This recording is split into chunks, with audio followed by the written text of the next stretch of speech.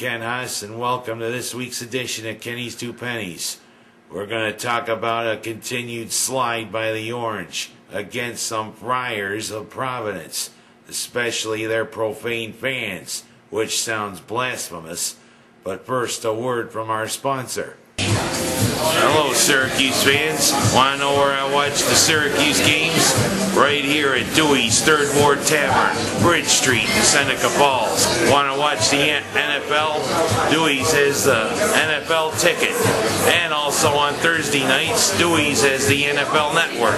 So you don't have to worry about missing if you got cable.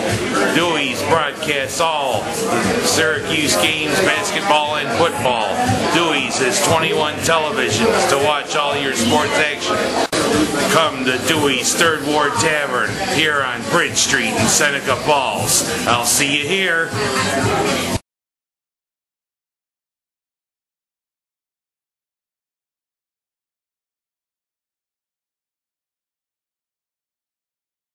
Let us remember what happened 50 years ago, any music fans out there in New York and all around. 50 years ago, a day that changed history. Buddy Holly, J.P. the Big Bopper Richardson, and Richie Valens, all dying in a plane crash. Three great rock and roll pioneers. Take a moment to remember them today and through the next few days.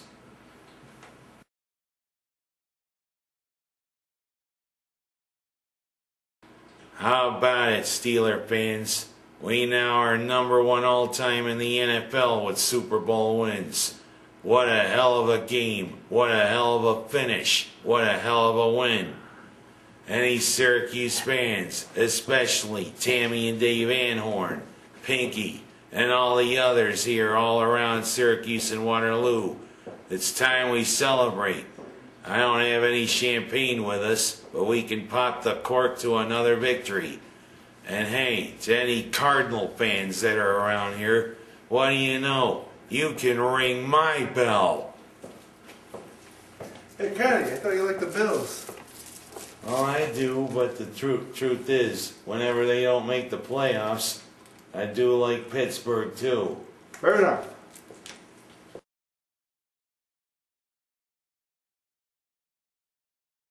Well, what do you know? A picture surfaces of Michael Phelps through a British tabloid supposedly taking a hit through a marijuana pipe. And everybody's up in arms all about this. The golden boy of Beijing with 8 gold medals, doing a little marijuana. The thing is, Mr. Phelps, you showed bad judgment in doing that, and I accept your apology. I hope the IOC does too. But on the other hand, you know, everybody's human. Heck, a lot of people tried marijuana in their time. But you know what? The IOC has the gumption to say if you test positive for it during a competition, that it's a performance-enhancing drug. Why? The only way marijuana is a performance-enhancing drug is if there's a great big Hershey bar at the end of the run or at the end of the pool. And of course, when you do that to an officer, you get the smoke in his face, he'll go, "I'm hungry, I don't know why." Hey, Kenny, I thought you liked marijuana. I've never tried it in my life. Fair enough.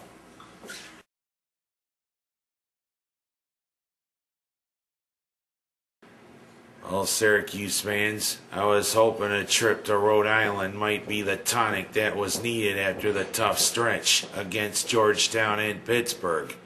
But what happens? Andy Routens goes down with a sprain, and then Arinze Anawako gets a bum knee. But what happens? We go to Providence, hopefully to take on those pesky Friars, who seem to be a team that's a sort of a dark horse in the Big East this year. We get in a shootout, and what happens? Without 2 of our biggest stars, and including one star who wasn't at his full potential, we still lose. Providence hung 100 points on us. What the hell is that? Without Anawaku at his full thing, guess what happens? Not a lot of defense, Orange fans. But you know, one good thing. At least he didn't put up any bricks. Heck, our free throw shooting was pretty good. 80%. We ought to have a little celebration. What do you think? Yay! Muted. But two of our big stars did come up big. Devendorf and Flynn, scoring 62 points between the two of them. 2/3 of Syracuse's total. But without Anawaku in there, you'll see what happens. Not a lot of defense. Chris Joseph in his first real start there for the Orange only can muster about 4 points. And also Harris only scoring 8 points. Gotta have more production from you, Mr. Harris. And of course, Providence with a guy named McDermott, who I should say is no relation to me and the McDermotts here in town, with a nice game. And one player with a more unpronounceable name almost than Anawaku's. Ektahudzits. That's what I want to say his name is, with a big game for Providence. But what do you know? It's our 10th time in all these years we played Providence that we lost to the Friars. And that definitely sounds blasphemous to our Orange fans. And it doesn't get any easier. Tomorrow night, the scrappy Mountaineers of West Virginia come into the Dome. And then on Saturday, a big game with one of what I call the big three of the rivalries between Syracuse. Georgetown and Connecticut are the other two. The third one, Villanova. The first of our two meetings in the city of brotherly love. This time with the Wildcats. At least Rolly Massimino, I don't know if he's still coaching, might be in the audience. Who knows? Maybe we'd like to see Mr. Massimino with some messed up hair. Would bring back a lot of memories. And maybe if he had Rolaids, that would make him feel better. But this tough stretch doesn't get any easier, because after these two games next week, the #1 team looms. Connecticut. Boy, are they a formidable team this year. And I think it's time maybe we say a prayer.